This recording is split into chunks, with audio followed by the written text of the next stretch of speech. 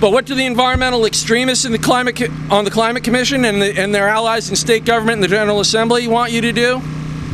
They want you to take your average 23-minute commute and multiply it several-fold by riding your bikes to work every day. Or they want you to operate it on an inefficient, inflexible mass transit schedule rather than maximizing your own time and efficiency in your own vehicle. And they want you to give up your home in the suburbs or in the country with that little bit of acreage that you scraped and saved for, and instead move to the inner city so you can walk to work or ride the choo-choo train. These are just some of the great ideas being promoted by your state's Climate Commission with the help of the Center for Climate Strategies and their allies in the state government and the legislature. Now, I'll just give you one example of how these people think before I close. Another idea that they're really in love with here over at the Climate Commission is burning biofuels as a substitute for burning fossil fuels. They cling to this even though the prevailing wisdom now is that farming and cultivating and burning biofuels adds more CO2 to the atmosphere than it saves. And one of the other side effects of this is that it's contributing to our soaring food prices, another thing that's hitting your pocketbooks. Yeah, what are the people at the Climate Commission doing? One of the folks over at the Center for Climate Strategies called up an engineer over at NC State University to find out how much biodiesel could be created if all the farmers in the state stopped growing wheat altogether, completely, in favor of growing instead canola so they can create more biofuels, you know, this great thing that's supposed to save CO2. Now, I know that wheat's not our biggest or most lucrative crop in North Carolina, but it sounds like quite a leap to me to try to find out how to totally eliminate the production of an important food crop in an entire state to just blindly promote your own agenda. I think that's very narrow thinking. So what can we all do, you might ask? How do you deal with these people in power who's got crazy ideas like this, who are so dead set on their agenda without looking at the big picture, without looking at economics? The people who are after your liberties and your hard-earned money? First of all, you're all here at the state capitol for a reason. These people are elected by you, and they're here to listen to you and to serve you, and they work for you. They respond to public outrage and to public consensus, often in the face of what even the mainstream media might be reporting. It happened when the immigration debate in Washington last year. Look what happened. The Congress turned on that. It happened when President Bush nominated Harriet Miers to the Supreme Court just a couple of years ago. There was a turning on that thanks to the outrage from the public and the conservatives. Here in North Carolina, Senator Elizabeth Dole has done a total 180 just in the last week on offshore drilling off our coast in North Carolina. And one of our major gubernatorial candidates has just come out in favor of offshore drilling off our state shores. So I encourage you to apply the pressure to your elected officials, and it's something you ought to be inspired to do every time you're filling up your gas tanks, or half filling your gas tanks because of the prices. I know you're all upset as I am about that. It's something that's government caused, not oil company caused. And something can be done about it. And the other thing you can do, well, it's an election year. You've got a unique opportunity to make your voices heard. And if your elected officials aren't listening to you on this issue, then you've got an opportunity in November to do something about it. Thank you very much, and thanks again for allowing me to speak. Y'all want to know something that's just terribly ironic? One of my good friends, Senator Brock, was just telling me the Climate Change Commission has traveled North Carolina, and over the last 3 years has traveled 76,000 miles in state-owned vehicles, traveling the roads, adding greenhouse gases and all this other kind of stuff. It just shows you kind of the hypocrisy. I want to tell you, before I invite our next speaker up, what we're going to be doing this afternoon, if the good Lord and the winds allow us. We're going to be taking a balloon, it's bigger than this, and I'm going to be hooked into that basket.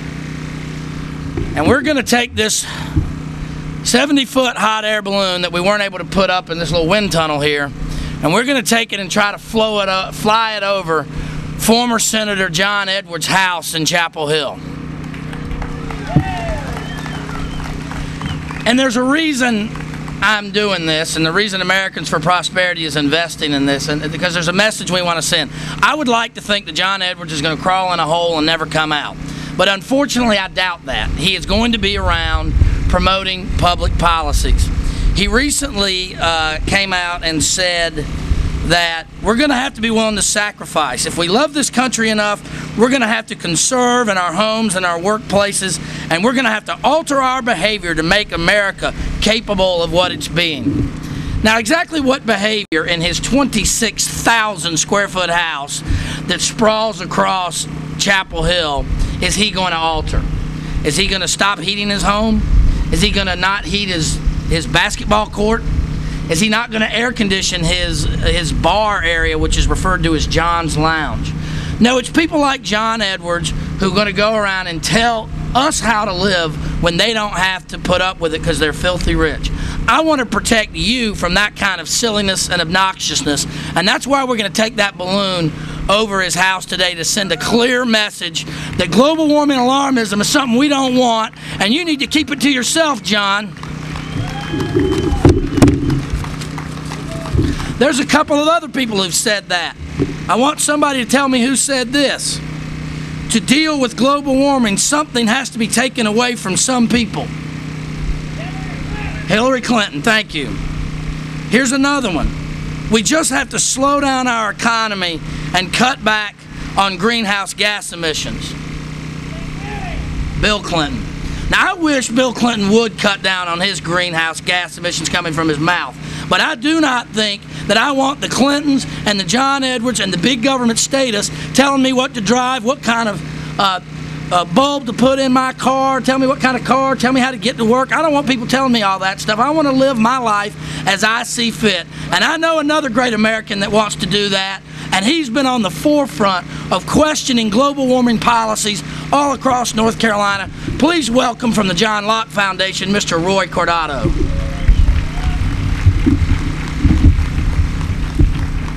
Thanks, Dallas. I love it. Dallas just put the stool out here. It's great. Perfect for me. Now I need to make the microphone higher. I think under Americans with Disabilities Act, I'm going to go after you guys for discriminating against short people. Well, anyway, thanks. Glad to see all of you here today. We've got a lot of work ahead of us if we're going to restore and defend and protect our rights to live our lives the way we see fit, both here in North Carolina and across the country. At the present time, if you've heard, North Carolina Legislative Commission on Climate Change, which is co-chaired by Pricey Harrison and an environmental activist named John Guru, and a lawyer, I'm not sure which one is worse, they are considering policies, if enacted, that would dramatically reduce our freedoms and impact our prosperity. The alleged goal of these proposals is to somehow change the climate in 100 or so years. The actual effect is to micromanage our lives, and if these, and today, not 100 years from now, if enacted, these mandates would tell us how we can travel and commute, where we can live, the size homes we can live in, the amount of land we can live on, the size cars we can drive, how we can generate electricity, how much energy we can use, and the list goes on and on. And there is no evidence that if all of these restrictions were implemented by the entire globe, that the climate would be impacted in any noticeable way, not in 100 years, not in 1,000 years. The list I just mentioned is only a fraction of 56 proposals that, if enacted, begin the process of remaking lifestyles in the state of North Carolina in the image of environmental ideologues and extremists. And it's all being done in the name of reducing atmospheric concentrations of carbon dioxide and fighting global warming. A warming, by the way, that according to all temperature records stopped 10 years ago. That's right. There's been no net warming this century. And for the last 60 years, warming has only occurred for about a 25-year period from the mid-1970s to the late 1990s. Where else have you heard that?